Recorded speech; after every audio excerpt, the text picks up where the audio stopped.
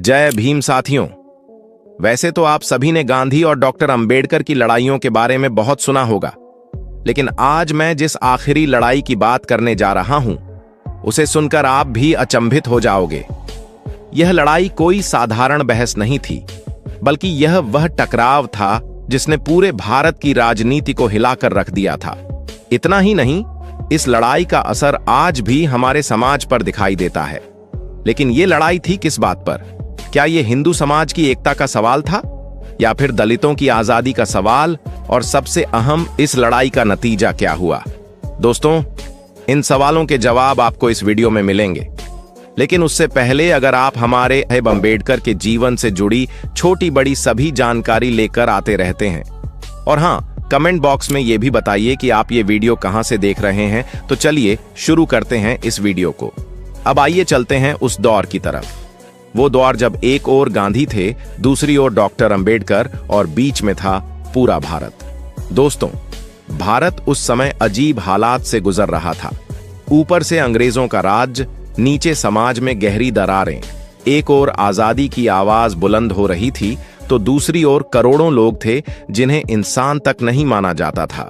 ये वही लोग थे जिन्हें मंदिर में जाने का हक नहीं था, कुएं का पानी छूने की इजाजत नहीं थी, स्कूलों में बच्चों को अलग बिठाया जाता था।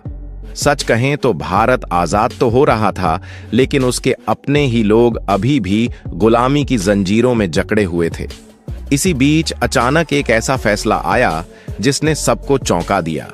यह कोई साधारण फैसला नहीं था।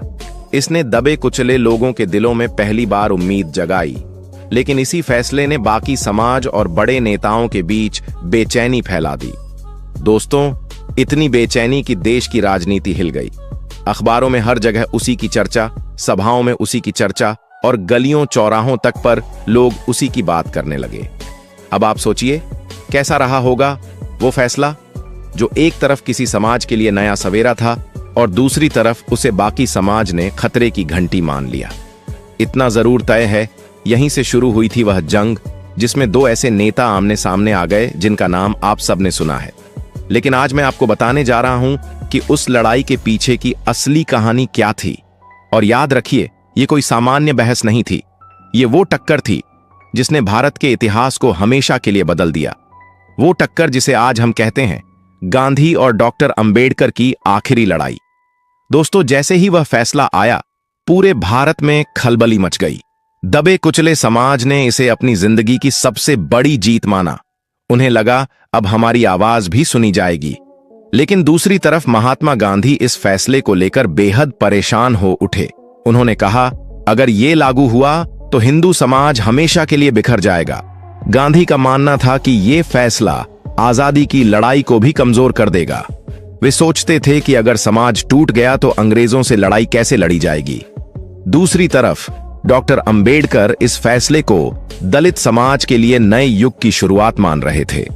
वे कह रहे थे, हमारे लिए पहली बार कोई ऐसा रास्ता खुला है जिससे हम दूसरों के भरोसे नहीं बल्कि अपनी ताकत से आगे बढ़ सकें। यानी दोस्तों, एक ओर गांधी जो समाज की एकता को सबसे ऊपर रख रहे थे, और दूसरी ओर डॉक्टर अंबेडकर जो न्याय और बराबरी की लड़ाई लड़ रहे थे। यहीं से शुरुआत हुई उस टकराव की, जो आगे जाकर भारत के इतिहास की सबसे बड़ी वैचारिक जंग बन गई।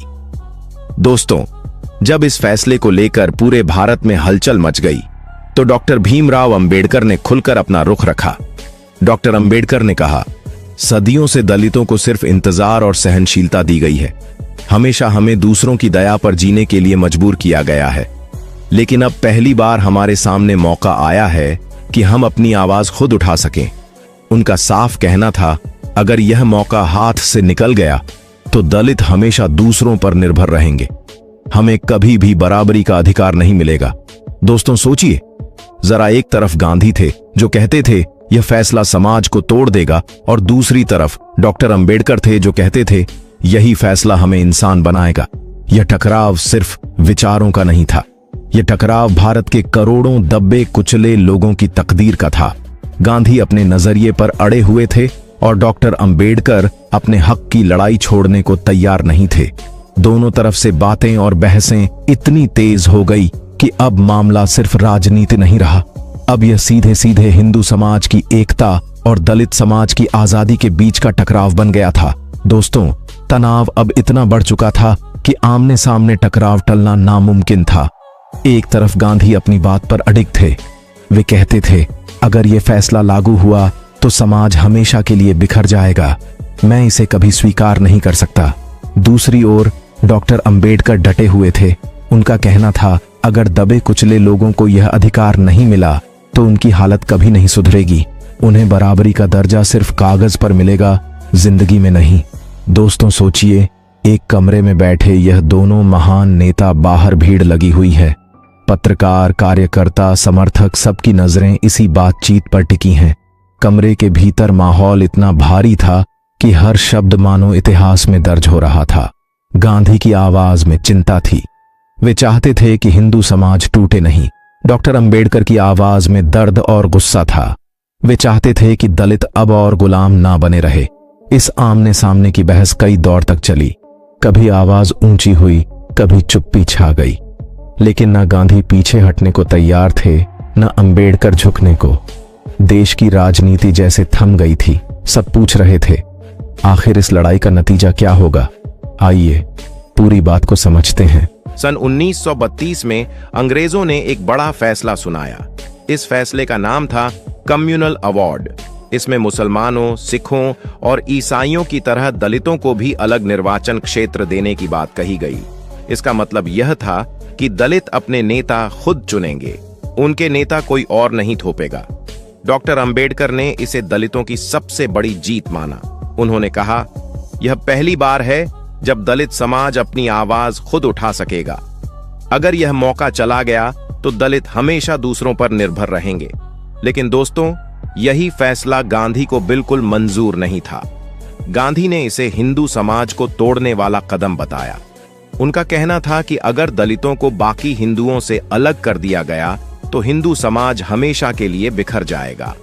गांधी को डर था कि अगर समाज में दरार पड़ गई तो अंग्रेजों के खिलाफ चल रही आजादी की लड़ाई कमजोर पड़ जाएगी। गांधी ने यरवदा जेल से घोषणा कर दी कि अगर यह फैसला वापस नहीं लिया गया तो वे उपवास करेंगे। उन्होंने अन्न का एक दाना तक खाने से इनकार कर दिया। पूरे देश में हंगामा मच गया। अखबारों की सुर्खियां, सभाओं की बहसें, हर जगह यही चर्चा।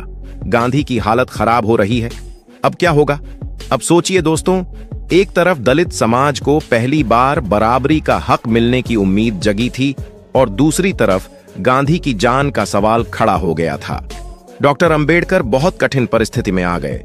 वे जानते थे कि अगर गांधी को कुछ हो गया तो पूरा देश दलितों और उनके खिलाफ खड़ा हो जाएगा। लोग कहेंगे कि डॉक्टर अंबेडकर ने गांधी की जान ले ली। कई दौर की बातचीत हुई। कभी आवाज ऊंची हुई, कभी चुप्पी छा गई। गांधी कहते थे समाज टूट जाएगा। डॉक्टर अंबेडकर कहते थे अगर दलितों को अधिकार नहीं मिला तो उनकी हालत कभी नहीं सुधरेगी। आखिरकार 24 सितंबर सन 1932 को एक समझौता हुआ जिसे इतिहास में पूना पैक्ट कहा गया। इस समझौते में यह तय हुआ कि दलितों को अलग निर्वाचन क्षेत्र नहीं मिलेगा, यानी वे अपने नेता अलग से खुद नहीं चुन पाएंगे, लेकिन विधानसभाओं और संसद में उनके लिए आरक्षित सीटें तय होंगी। दलित उम्मीदवार होंगे, लेकिन उनका चुनाव बाकी हिंदू वोटरों के साथ मिलकर होगा। दुनिया ने इसे बड़ी उपलब्धि बताया। लोगों ने कहा, गांधी और डॉक्टर अंबेडकर ने मिलकर समाज को टूटने से बचा लिया। लेकिन सच्चाई ये थी कि डॉक्टर अंबेडकर इस समझौते से बहुत दुखी थे। उन्होंने बाद में साफ कहा था, मैंने यह समझौता खुशी से नहीं किया, मैंने यह समझौता गांधी की जान बचाने के लिए किया। दोस्तों, यही थी गांधी और डॉक्टर अंबेडकर की आखिरी लड़ाई। एक तरफ गांधी थे जो समाज की एकता को सबसे ऊपर मानते थे, और दूसरी तरफ डॉक्टर अंबेडकर थे जो बराबरी और इंसाफ को सबसे जरूरी मानते थे। समझौता हो गया, लेकिन डॉक्टर अंबेडकर का विश्वास हिंदू समाज से हमेशा के लिए उठ गया, और यही कारण था कि साल 1956 में उन्होंने लाखों अनुयायियों के साथ बौद्ध धर्म अपनाया। तो दोस्तों, अब सवाल आपके सामने है, गांधी और डॉक्टर अंबेडकर की यह आखिरी लड़ाई आज भी हमें यही सोचने पर मजबूर करती है कि क्या एकता ज्यादा जरूरी थी या बराबरी और इंसाफ। दोस्तों, गांधी और डॉक्टर अंबेडकर की यह आखिरी लड़ाई सिर्फ उस समय की नहीं थी, यह लड़ाई आज भी हमारे सामने खड़ी है। तब सवाल था, दलितों को हक मिलेगा या सिर्फ एकता के नाम पर दबाया जाएगा? और आज भी सवाल वही है, क्या समाज की एकता के नाम पर बराबरी की आवाज को दबा देना चाहिए? इतिहास हमें यही सिखाता है कि अगर समाज में बराबरी नहीं है तो एकता भी खोखली है। एक ऐसा घर जिसमें कोई एक कोने में सुख सुविधा में जी रहा हो और दूसरा कोना अंधेरे और भूख में हो, तो क्या वह घर सच में मजबूत हो सकता है? नहीं। डॉक्टर अंबेडकर ने हमें यही समझाया कि सच्ची आजादी और सच्चा धर्म वही है जहां हर इंसान बराबरी से जी सके, और यही बात हमें आज भी याद रखनी है। तो दोस्तों, इस कहानी से हमें यही सीख मिलती है कि अगर समाज को सच में मजबूत बनाना है तो पहले उसे बराबरी पर खड़ा करना होगा। अगर किसी वर्ग को उसका हक नहीं मिलेगा तो समाज कभी भी टिकाऊ एकता नहीं बना सकता। याद रखिए, एकता बिना बराबरी के धोखा है और बराबरी ही असली इंसाफ है। दोस्तों, अगर आपको हमारी ये कोशिश अच्छी लगी हो, अगर आपको लगा हो कि इस वीडियो ने आपके दिल को छुआ है, तो इसे सिर्फ अपने तक मत रखिएगा। इसे ज्यादा से ज्यादा लोगों तक पहुंचाइए, लाइक कीजिए, कमेंट में हमें बताइए कि आप यह वीडियो भारत के किस हिस्से से देख रहे हैं।